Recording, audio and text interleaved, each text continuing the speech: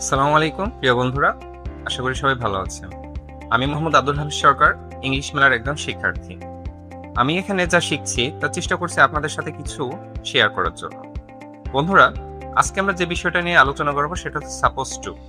Spoken ইংলিশে সাধারণত কোনো কিছু করার কথা অথবা কোনো কিছু করার কথা ছিল, এরূপ যখন আমরা বোঝাতে চাই বা প্রকাশ করতে চাই তখন আমরা ব্যবহার করতে পারি সাপোজ টু।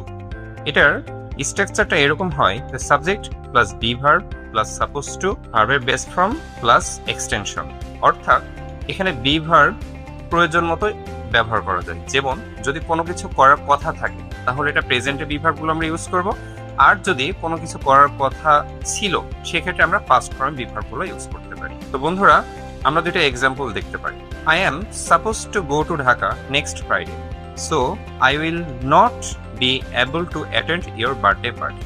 অর্থাৎ আমার আগামী শুক্রবার ঢাকা যাওয়ার কথা আছে। তো ধরুন আপনার কোনো বন্ধু আপনাকে তার বার্থডে পার্টিতে দাওয়াত করলো, কিন্তু আপনি সামনের সপ্তাহে ঢাকা যাবেন, যার জন্য আপনি তার বার্থডে পার্টিতে অ্যাটেন্ড করতে পারতেছেন। এক্ষেত্রে আপনি এভাবে বলবেন, I am supposed to go to Dhaka next Friday, so I will not be able to attend your birthday party. আবার বন্ধুরা, অনেক সময় এরকম দেখা যায় যে আমরা ফ্রেন্ডরা মিলে কোথাও একটা ট্যুরে যাচ্ছি বা পিকনিকে যাচ্ছি, তো এখানে আমাদের এরকম একজন বন্ধু থাকে যে সব সময় একটু লেট করে আসে। তো এই ধরনের বাক্যগুলো যখন আমরা প্রকাশ করতে চাই, অর্থাৎ আমি আমার বন্ধুকে যখন এই কথাটা প্রকাশ করব ইংরেজিতে, তখন আমরা এইভাবে বলতে পারি, you were supposed to attend here at 3 PM, why are you so late?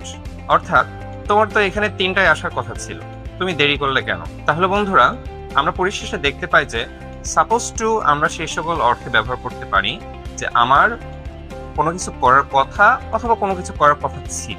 এই সকল ক্ষেত্রে আমরা সাপোজ টু দ্বারা আমাদের মনের ভাব প্রকাশ করতে পারি।